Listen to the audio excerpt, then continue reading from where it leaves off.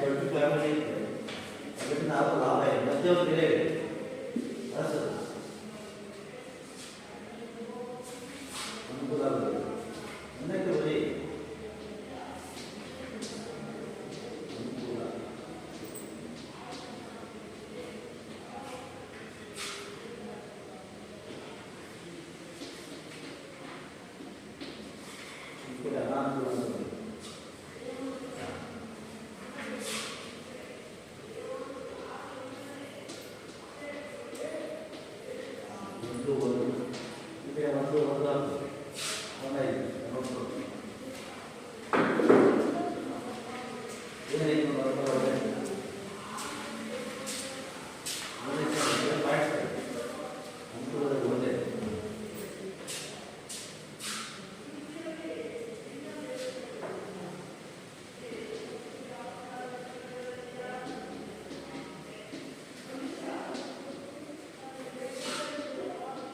ಅನಾನುಕೂಲ ಎಕನಾಮಿಕಲಿ ಲಾಭ ಅಂತ ಆಗ್ಬೋದು ಹೆಂಗೆ ದೊಡ್ಡ ಕುಟುಂಬ ಇದ್ರೆ ಹೆಂಗೆ ಆಗ್ತದೆ ಅದನ್ನು ಹೇಳ್ಬೇಕು ಈಗ ಈ ಕಡೆ ಅನಾನುಕೂಲದಲ್ಲಿ ಸೋಮಾರಿತನಕ್ಕೆ ಪ್ರೋತ್ಸಾಹ ಸೋಮಾರಿತನ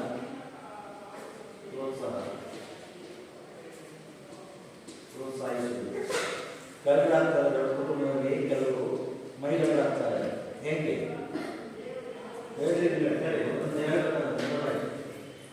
ಅಷ್ಟೇ ಆರ್ಥಿಕ ಅನುಕೂಲ ಹೆಂಗಾಗುತ್ತೆ ಯಾರೋ ಹೇಳಿದ್ರೆ ಈಗ ಒಂದು ಮನೆಗೆ ದೊಡ್ಡ ಕುಟುಂಬ ಇದ್ರೆ ಅದರಿಂದ ಆರ್ಥಿಕವಾಗಿ ಏನು ಎಲ್ಲ ಕೆಲಸ ಎಲ್ಲರೂ ಭಾಗವಹಿಸ್ತಾರೆ ಈಗ ಒಂದು ಮನೆಗೆ 10 ಎಕರೆ ಜಮೀನು ಹೆಂಗಿದೆ 10 ಎಕರೆ ಒಟ್ಟಿಗೆ ಇದ್ದು ಕೃಷಿ ಮಾಡಿದ ಲಾಭ ಆಗುತ್ತೋ ಈಗ ಒಂದು ಮನೆಯಲ್ಲಿ 4 ಜನ ತಮಗೆ 4 ಮನೆಗಳು ಹೊಡ್ಕೊಂಡು ಅವಾಗ ಒಬ್ಬರು ಎಷ್ಟು ಎಕರೆ ಬರುತ್ತೆ 10 ಎಕರೆಗಳಲ್ಲಿ 4 ಜನ ತಮ್ಮದು ಬೇರೆ ಬೇರೆ ಆದ್ರು ಅವಾಗ ಅವ್ರ ಜಮೀನು ಎಷ್ಟು 2.5 ಅವ್ರಿಗೆ ಆದಾಯ ಮಾಡ್ತಾರೆ ಅವನಿಗೆ 2 ಮಕ್ಕಳು ಅವನು ಮತ್ತೆ ಇಬ್ಬರಿಗೆ ಹಂಚ್ಬೇಕು 1 ರೂಪಾಯಿ ಅದೇ ಒಟ್ಟಿಗೆ 10 ಎಕರೆ ಇದ್ದಿದ್ರೆ ಎಲ್ಲರೂ ಡಿವೈಡ್ ಆಗಿ ಒಟ್ಟಿಗೆ ಇದ್ದರೆ ದುಡಿಮೆ ಮಾಡೋಕ್ಕೆ ಕೆಲಸಕ್ಕೆ ಹೋಗ್ತದೆ ಅದು ಏನು ಆರ್ಥಿಕ ಅದೇ ಭೂಮಿ ಹಿಡುವಳಿ ಸೂತ್ರ ನಾವು ತಪ್ಪಿಸುತ್ತೆ ಪ್ರತಿಯೊಬ್ಬ ಸದಸ್ಯರ ದುಡಿಮೆ ಮತ್ತು ಸಹಕಾರದಿಂದ ಆರ್ಥಿಕ ಚಟುವಟಿಕೆಗಳಲ್ಲಿ ಆದಾಯ ಹೆಚ್ಚಾಗಲು ಸಹಕಾರಿಯಾಗುತ್ತದೆ ಇದು ಬಂದೆ ಆರ್ಥಿಕ ಸೋಮಾರಿಗಳಾಗ್ತಾರೆ ಅಂತ ಹೇಗೆ ದೊಡ್ಡ ಕುಟುಂಬದಲ್ಲಿ ಸೋಮಾರಿ ನೀವು ಹೇಳೋಣ ನಿಮಿಷ ಹೇಳು ನೀವು ಹೇಳಿ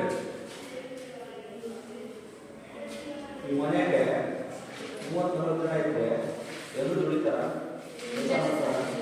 ಕೆಲವರು ಮೈಗಳ ಥರ ಮಾಡ್ತಾರೆ ಒಬ್ಬೇ ಸೊಸೆ ಇದ್ರೆ ಏನು ಮಾಡ್ತಾರೆ ಅವ್ರ ಕೆಲಸ ಅವ್ರು ಮಾಡ್ತಾರೆ ತಾಯಿ 4-5 ಜನ ಹೆಣ್ಮಕ್ಳಿದ್ದಾಗ ಮನೆಗೆ ಏನಾಗುತ್ತೆ ನೀವು ಚಳಿಗಾಲ ಬಂದಿದ್ದೆ ಮೆಂಟಲ್ ಬಂದಿದ್ದೆ ಸುಳ್ಳು ಒಬ್ಬರಿಗೆ ಹಾಕ್ತಾರೆ ಕೆಳಗೆ ಏನೇ ಬೇಡ ನೀನು ಕಾಪಿ ಮಾಡಬೇಕು ಅವ್ನು ಪಾತ್ರ ತೊಗೊಳ್ಬೇಕು ಈ ಥರದ್ದು ಕ್ರಿಯೇಟ್ ಮಾಡ್ತಾರೆ ಮನೆಗೆ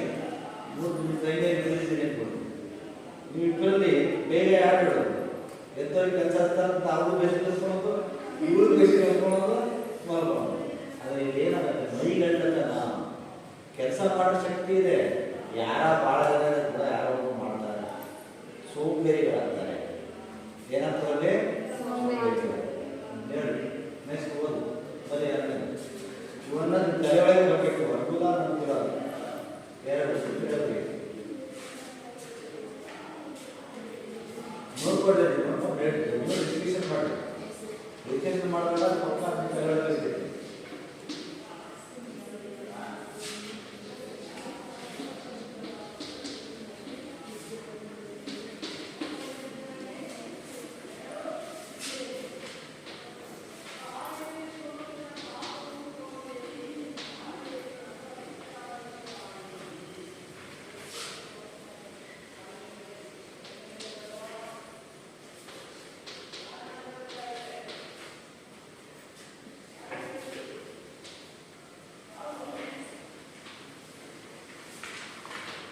ಈಗ ಎರಡನೇದು ಜಾಯಿಂಟ್ ಫ್ಯಾಮಿಲಿ ಒಳಗೆ ಏನು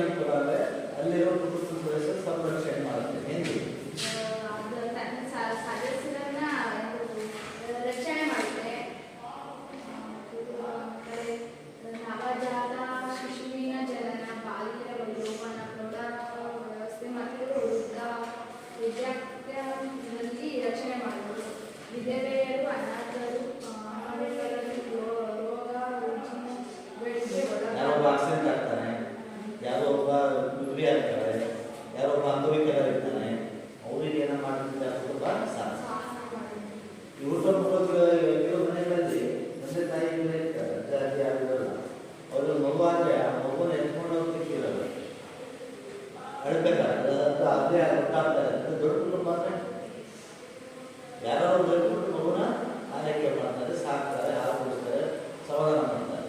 ಅವರು ತಾಯಿ ಪಾಪ ಪಾತ್ರೆ ಒಡಿಸ್ತಾ ಇರ್ತಾರೆ, ಪಾಪ ಅಳ್ತಾ ಇರ್ತಾರೆ, ನೋಡೋದು ಬಿಟ್ಟಿರಲ್ಲ. ಈ ಥರದ ಸಮಸ್ಯೆ ಸಣ್ಣ ಫ್ಯಾಮಿಲಿ. ದೊಡ್ಡ ಫ್ಯಾಮಿಲಿಯಲ್ಲಿ ಎಲ್ಲರನ್ನೂ ಕಾಪಾಡೋದು. ಮದುವೆ ಆಗಿರ್ಬೋದು, ಮುಂದಾಗಿರ್ಬೋದು, ಗುಳ್ಳಾಗಿರ್ಬೋದು, ಮುಂತಾಗುತ್ತೆ ಅದು ಕೊಡುತ್ತೆ.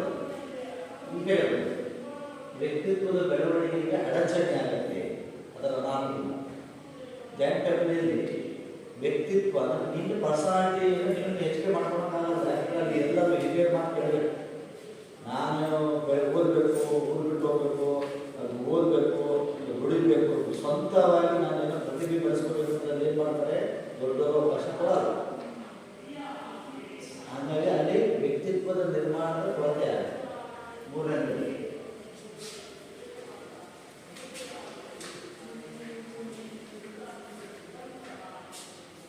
ಎರಡು ಮಾರ್ಕ್ಸ್ ಕೇಳ್ತಾನೆ, ಯಾವ್ದಾದ್ರು ಅನುಕೂಲ ಎರಡು ಅನಾನುಕೂಲ ಅಂತ. ಇವೆರಡು ಪಾಯಿಂಟ್ ಬಂದರೆ ಸಾಕು. 2 ಮಾರ್ಕ್ಸಿಗೆ ಕೇಳಿದ್ರೆ 5 ಮಾರ್ಕ್ಸಿಗೆ ಅನುಕೂಲ ಅನಾನುಕೂಲ ಕೇಳಿದ್ರೆ 2 ಬೇಕು.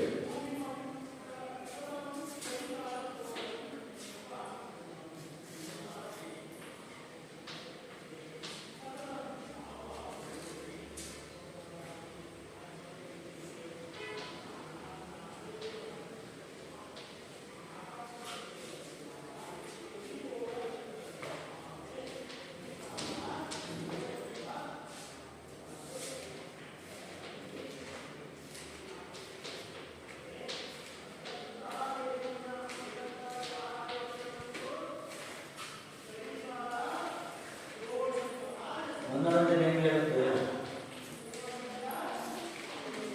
ದೊಡ್ಡ ಕುಟುಂಬದಲ್ಲಿ ಮನೋರಂಜನೆ ಸಿಗತ್ತೆ ಅಂತ ಹೇಳುತ್ತಾರೆ. ಅದು ಲಾಭ ಅನುಕೂಲ. ಹೀಗೆ ಯಾವ ಥರ ಮನೋರಂಜನೆ ದೊಡ್ಡ ಕುಟುಂಬದಲ್ಲಿ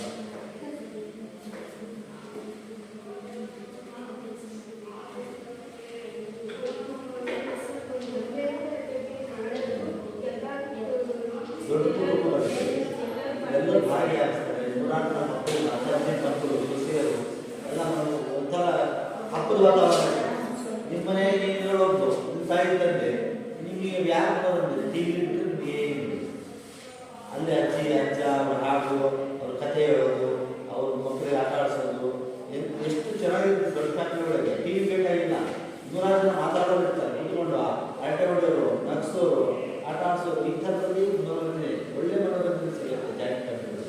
ನಮ್ಮ ಮನೆಗಳಲ್ಲಿ ಏನಾಗಿತ್ತು, ಅಮ್ಮನ ಚಿಂತೆ ಅಮ್ಮಗೆ, ಅಪ್ಪನ ಚಿಂತೆ ಅಪ್ಪಗೆ, ಮಕ್ಕಳ ಚಿಂತೆ ಮಕ್ಕಳಿಗೆ. ಟಿ ವಿ ಬಿಟ್ಟು ಬರೀ ಮಾತಾಡ್ಸೋದು, ನಾವು ಬರೀ ಟಿ ವಿಗೆ ಮಾರೋದು. ಸೊ ಇದು ಅದು ಆ ಥರದ ಉತ್ತಮ ಮನೋರಂಜನೆಯನ್ನು ಕೊಡುತ್ತೆ. ಸಾಂಪ್ರದಾಯಿಕ ಒಳ್ಳೆಯ ಮನೋರಂಜನೆ ಜಾಯಿಂಟ್ ಫ್ಯಾಮಿಲಿ ಸಿಗುತ್ತೆ. ಈ ಕಡೆ ಸ್ವಜನ ಪಕ್ಷಪಾತ, ಆಂತರಿಕ ಕಲಹ, ಇದೆಂಗೆ ಆಸ್ತಿ ಮತ್ತೆ ಆದಾಯ ಖರ್ಚಿನ ವಾದಗಳು ನಡ್ಕೊಂತವೆ. ಮತ್ತೆ ಅದರಿಂದಾಗಿ ಕೋರ್ಟ್ ಕಚೇರಿಯಿಂದ ಅಲ್ದಾಡ್ತವೆ. ಅಷ್ಟಕ್ಕಲ್ಲ, ಅದಲ್ಲ ಸ್ವಜನ ಪಕ್ಷಪಾತ. ಕೋರ್ಟ್ ಕಚೇರಿ ಹೋಗೋದು ಬೇಡ, ಅದೋಗಿ. ಈಗ ಯಜಮಾನ ಹೆಂಡತಿ ಮಕ್ಕಳು, ಅವನು ಹೆಂಡತಿ ಮಕ್ಕಳಿಗೆ ಒಳ್ಳೆ ಬಟ್ಟೆ ತರ್ತಾನೆ ಅಂತ ಸಣ್ಣ ಅವ್ರು ಇನ್ನೊಂದು ತಮ್ಮನ ಸೊಸೆ, ಅವ್ರ ತಮ್ಮನ ಇನ್ನೊಂದು ಸಣ್ಣ ಇರ್ತಾರಲ್ಲ, ಅವು ಹೊಟ್ಟೆಗಳು. ಅವ್ನ ಪಾಪ ಎಲ್ಲ ತರಕಾರಿ ತರ್ಬೋದು, ನಂಬಿಕೆ ಯಾರು ದುಡ್ಡು ಮಾಡ್ಕೊಂತಾನೋ ಅವ್ರ ಮಕ್ಕಳಿಗಾದ್ರೆ ಒಳ್ಳೆ ಬಟ್ಟೆ ತರ್ತಾನೆ, ಅವ್ರ ಸೊಸೆಗಾದ್ರೆ ಒಳ್ಳೆ ಬಟ್ಟೆ ತಂದ, ಇನ್ನೊಂದು ಸೊಸೆಗೆ ಕಡಿಮೆ ರೇಟ್ ಇರ್ತಂತ, ಅವ್ರ ಮಕ್ಕಳಿಗೆ ಒಳ್ಳೆ ಶಾಲೆ ಸೇರಿಸ್ತಾನೆ, ನಮ್ಮ ಮಕ್ಕಳಿಗೆ ಒಳ್ಳೆ ಪೆನ್ನು ಪುಸ್ತಕ ತರಿಸಲ್ಲ. ಸೊ ಈ ಥರ ಕೇಟ್ ಆಗುತ್ತೆ. 10 ಜನ ಸೊಸೆಯರಿದ್ದಾಗ ಎಲ್ಲರೂ ಅಂದ್ಕೊಂಡು ಹೋಗ್ತಾರ, ಕಷ್ಟ ಅಂದ್ಕೊಂಡು. ತಮ್ಮ ಮಕ್ಕಳು, ಅಣ್ಣನ ಮಕ್ಕಳು ಬೇಗ ಭಾವ ಸ್ಟಾರ್ಟ್ ಮಾಡೋದು ಸ್ಟಾರ್ಟ್ ಆಗುತ್ತೆ. ಇದು ಸ್ವಜನ ಪಕ್ಷಪಾತದಿಂದ ಏನಾಗುತ್ತೆ, ಕುಟುಂಬದೊಳಗೆ ಗಲಾಟೆ ಸ್ಟಾರ್ಟ್ ಆಗ್ತದೆ. ಆಂತರಿಕ ಕಲಹ, ನಿರ್ವಹಿ ಬೇಟಾಡೋದ್ರಿಂದ ಒಳಗೆ ಅವ್ರು ಮಿದುಳಾಗೋದು. ಸೊ ದೊಡ್ಡೋಳು ಸೊಸೆ ಸಣ್ಣೋಳಾಗ, ಸಣ್ಣೋಳು ಇನ್ನೊಬ್ಬಳಾಗ, ಇನ್ನೊಬ್ಬಳಾಗ. ಈ ತರಹ ಸ್ವಜನ ಪಕ್ಷಪಾತ, ಕಲಹ, ಆಂತರಿಕ ಕಚ್ಚಾಟ ಹೆಚ್ಚಿಗೆ ಆಗುತ್ತೆ. ಅದನ್ನು ಬರೀ ನೆಕ್ಸ್ಟ್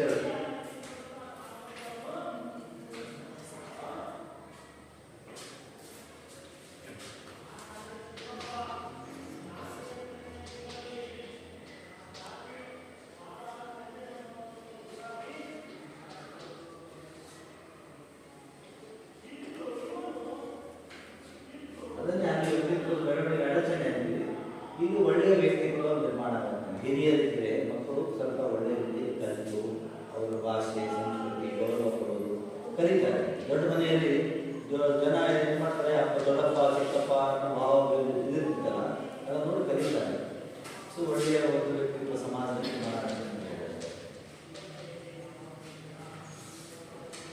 ಇಲ್ಲಿ ಏನು ಮಾಡ್ತಾರಲ್ಲ, ಯಾಕೆ ಒಂದೇ ಆರ್ಥಿಕ ಹುಡುಗಿಗೆ ಕಷ್ಟ. 100 ಜನ 50 ಜನ ಮನೆಗಿದ್ರೆ ಅವ್ರು ದುಡಿಯೋದು 10 ಲಕ್ಷ ಆದರೆ ಏನು ಉಳಿಸ್ತಾರೆ? ಊಟ, ತಿಂಡಿ, ಬಟ್ಟೆ, ಮದುವೆ, ಅಲ್ಲಿಗೆ ಸರಿ. ಹಣ ಉಳಿಸೋಕ್ಕಾಗಲ್ಲ ದೊಡ್ಡ ಕುಟುಂಬಗಳಲ್ಲಿ.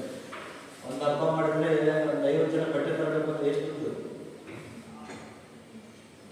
ಒಂದು ಹಬ್ಬ ಮಾಡಿದ್ರೆ ಮುಗಿದೋಯ್ತು.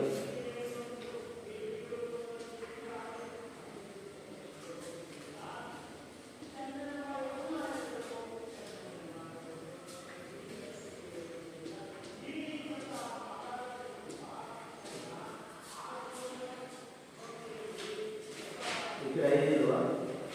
ಐದೇ ಇರೋದು.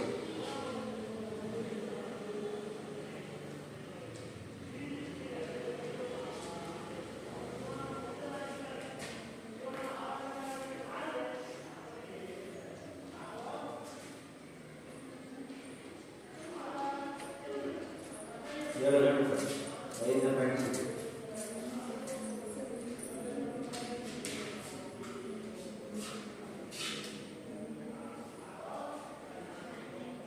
ವಿಭಕ್ತ ಕುಟುಂಬವು ಸಹಕಾರ ಸಂಘದಂತೆ ಕಾರ್ಯನಿರ್ವಹಿಸುತ್ತದೆ. ಆ ಕುಟುಂಬದಲ್ಲಿ ತಮ್ಮ ವಯಸ್ಸಿನ ಶಕ್ತಿ, ಲಿಂಗ ಮತ್ತು ಇನ್ನಿತರ ಸಾಮಾಜಿಕ ಸಾಮರ್ಥ್ಯಗಳಿಗೆ ಹೆಚ್ಚಿನ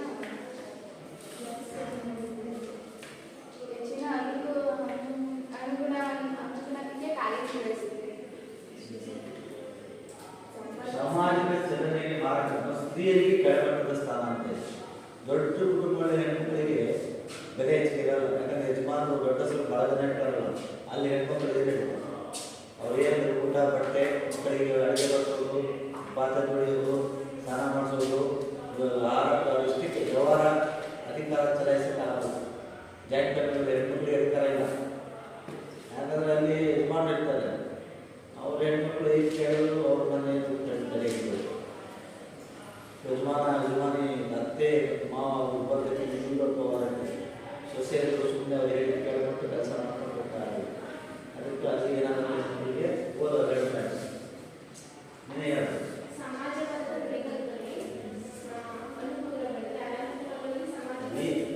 ಅದೇ ಸಮಾಜವಾದ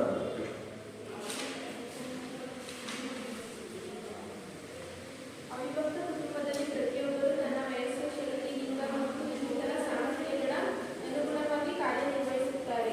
ಕುಟುಂಬದ ಉದ್ಯೋಗದಲ್ಲಿ ಪ್ರತಿಯೊಬ್ಬ ವ್ಯಕ್ತಿ ತಮ್ಮ ವಯಸ್ಸಿನ ಉದ್ಯೋಗ ಮಾಡುವ ಮೂಲಕ ಸಂಪತ್ತನ್ನು ಕ್ರೋಢೀಕರಿಸುತ್ತಾ ಸಮಾಜದ ತತ್ವಗಳ ಪರೋಕ್ಷವಾಗಿ ಎತ್ತಿ ಹಿಡಿಯುತ್ತಾರೆ. ಇಂತಹ ಪ್ರವೃತ್ತಿಗೆ ಸಮಾಜವಾದ ಪರಿವರ್ತನೆಗೆ ಪ್ರೇರಣೆಯಾಗಿದೆ. ಸಾಮಾಜಿಕ ಚಲನೆಗೆ ಮಾರಕ ಮತ್ತು ಸ್ತ್ರೀ ಸ್ಥಾನಮಾನ ಕೆಳ ಅಂತಸ್ತಿಗೆ ಕಾರಣವಾಗುತ್ತದೆ. ಸಾಮಾನ್ಯವಾಗಿ ಪಿತೃ ಪ್ರಧಾನತೆಯನ್ನು ಹೊಂದಿರುವ ಈ ಕುಟುಂಬದಲ್ಲಿ ಸ್ತ್ರೀಯರಿಗೆ ಯಾವುದೇ ಅಧಿಕಾರವಿರುವುದಿಲ್ಲ. ಇಲ್ಲಿ ಹೆಚ್ಚು ಹೆಣ್ಣುಮಕ್ಕಳು ಕೇವಲ ಅಡುಗೆ ಮನೆಯ ದಾಸಿಯಾಗಿ, ಗಂಡು ಮಕ್ಕಳ ಸೇವಕಿಯಾಗಿ ಕನಿಷ್ಠ ಜೀವನವನ್ನು ನಡೆಸುತ್ತಾರೆ. ಈಗ 5 ಎಷ್ಟಿದ್ದಾರೆ? 5 ಕಲ್ಯಾಣ ಬರಬೇಕು. ನಮ್ಮ ಕಡೆ ಪಾರ್ಕ್ ಅನುಕೂಲ, ಅನಾನುಕೂಲ. 2 ಮಾರ್ಕ್ಸಿಗೆ ಕಲಿತೆ 2 ಪಾಯಿಂಟ್ ಇದೆ. 5 ಮಾರ್ಕ್ಸಿಗೆ ಕಲಿತೆ 2 ಅನುಕೂಲ ಹುಡುಗ ಕೇಳಬಹುದು ಅಥವಾ ಅನಾನುಕೂಲ ಹುಡುಗ ಕೇಳಬಹುದು. ಭಾಳ ಈಸಿ ಕ್ವಶನ್ಸ್ಗಳು ಕನೆಕ್ಟ್ ಮಾಡ್ಕೊಂಡು ಓದ್ಕೋಬೇಕು. ಇದನ್ನೇನಾದ್ರು ದೊಡ್ಡ ಕ್ವಶನ್ ಮತ್ತೆ ಯಾವ ಪಾಯಿಂಟ್ಸ್ ಅಂತ ಅದರಿಂದ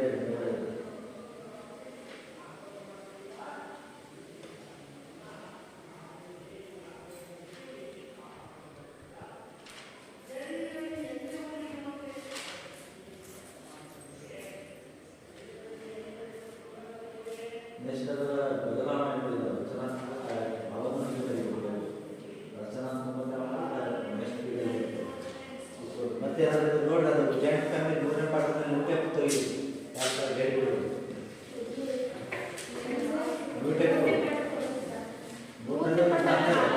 ಆಮೇಲೆ 3ನೇ ಪಾಠದ ಆಗಿದೆ. 3ನೇ ಪಾಠದ ತೆಗೆದು 4ನೇ ಪಾಠ ಆದಮೇಲೆ ಪಾಠ ಮಾಡ್ತಿದ್ದೇವೆ. 3ನೇ ಪಾಠ ಮುಖ್ಯ ಕೊಡ್ತೀವಿ. 3ನೇ ಪಾಠ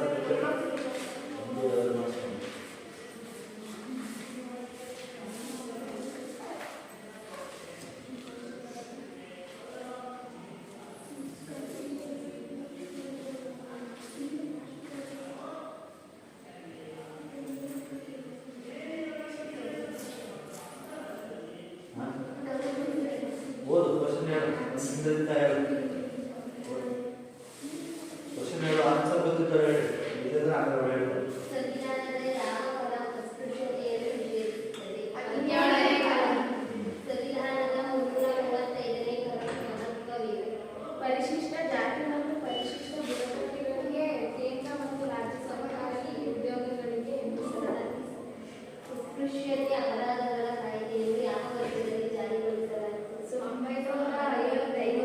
ಸಂವಿಧಾನದ ಯಾವ ಕಲಂ ಬಲವಂತದ ದುಡಿಮೆಯನ್ನು ನಿಷೇಧಿಸುತ್ತದೆ? 22ನೇ ಸಂವಿಧಾನದ ಯಾವ ಕಲಂ ಬಲವಂತದ ಹಕ್ಕನ್ನು ನೀಡಿದೆ? 325.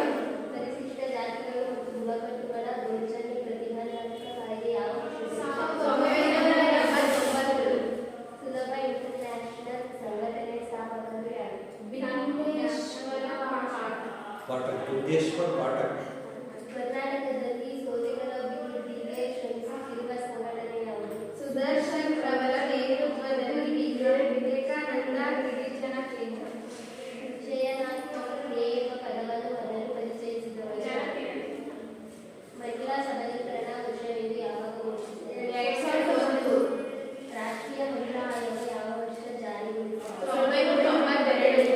ಶ್ರೀ ಶಕ್ತಿ ಯೋಜನೆಯನ್ನು ಯಾವ ವರ್ಷ ಜಾರಿಗೊಳಿಸಿದೆ? 2001. ಬಾಂಗ್ಲಾದೇಶದಲ್ಲಿ ಕೃಷ್ಣನ ಪರಿಚಯಿಸಿದವರು ಯಾರು? ಮಹಮ್ಮದ್ ಯೂನುಸ್. ನಿಜರತ್ನ ಕೇಂದ್ರ ಕಚೇರಿ ಎಲ್ಲಿದೆ? ಮುಂಬೈ. ನಿಜ ಪಾಪಡ್ ನಿಜ ಸೇವಾ ಸಂಸ್ಥೆಯು ಸ್ಥಾಪಿತವಾದ ವರ್ಷ ಯಾವುದು? 1954. ಸೂಕ್ಷ್ಮ ಹಣಕಾಸು ಸಂಸ್ಥೆ ಸ್ಥಾಪಿತವಾದ ವರ್ಷ ಯಾವುದು? 1920. ಸುಲಭ ಸಂಸ್ಥೆ ಯಾವಾಗ ಸ್ಥಾಪಿತವಾಯಿತು? 1970. ಸುಲಭ ಇಂಟರ್ನ್ಯಾಷನಲ್ ಸಂಘಟನೆ ಸ್ಥಾಪಕರು ಯಾರು? ಬಿಂದೇಶ್ವರ್ ಪಾಠಕ್. ನಾಗರಿಕ ಸಂರಕ್ಷಣಾ ಕಾಯ್ದೆ ಯಾವ ವರ್ಷ ಜಾರಿಗೊಳಿಸಲಾಯಿತು? 1986. ಸಮಾನತೆಯುತ ವರದಿಯನ್ನು ಯಾವ ವರ್ಷ ಸಲ್ಲಿಸಲಾಯಿತು? 1984. ಹರಿಜನ ಮತ್ತು ಯಂಗ್ ಇಂಡಿಯಾ ಪತ್ರಿಕೆಗಳನ್ನು ಪ್ರಾರಂಭಿಸಿದವರು ಯಾರು? ಮಹಾತ್ಮ ಗಾಂಧೀಜಿ. ಹರಿಜನ ಅಂದ ತಕ್ಷಣ ಅಂಬೇಡ್ಕರ್ ಅನ್ಬಾರ್ದು, ಗಾಂಧೀಜಿ ಇದು. ಮೂಗನಾಯಕ ಪತ್ರಿಕೆಯನ್ನು ಪ್ರಾರಂಭಿಸಿದವರು ಅಂಬೇಡ್ಕರ್. ಹರಿಜನ ಸೇವಕ ಸಂಘದ ಸ್ಥಾಪಕರು ಯಾರು? ಗಾಂಧೀಜಿ.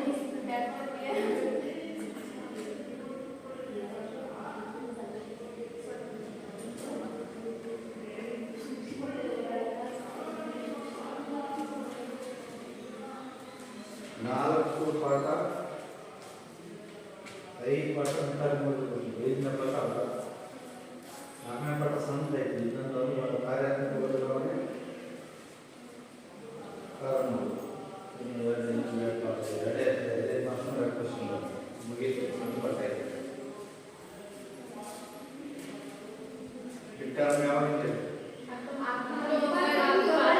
ನಿಮಗೆ ರಜೆ ಇರಲ್ಲ ಅಕ್ಟೋಬರಲ್ಲಿ. ಲಾಸ್ಟ್ ಫೆಬ್ರವರಿ ಯಾವ ಹಬ್ಬ ಇದ್ರು ನಾವು ಬರ್ತೀವಿ.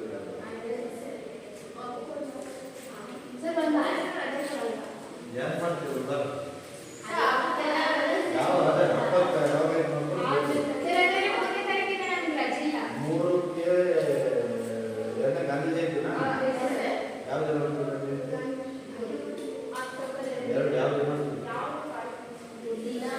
ಎರಡು ದಿನ ಅದು ನೋಡಿ ಹೇಳ್ತೀವಿ ನಾನು ಬಸ್ ನೋಡ್ಕೊಂಡು ಒಂದು 4 ದಿನ ಇರ್ತೀವಿ ನಾವು. ಹಬ್ಬಕ್ಕೆ ಹಬ್ಬ ಯಾವಾಗ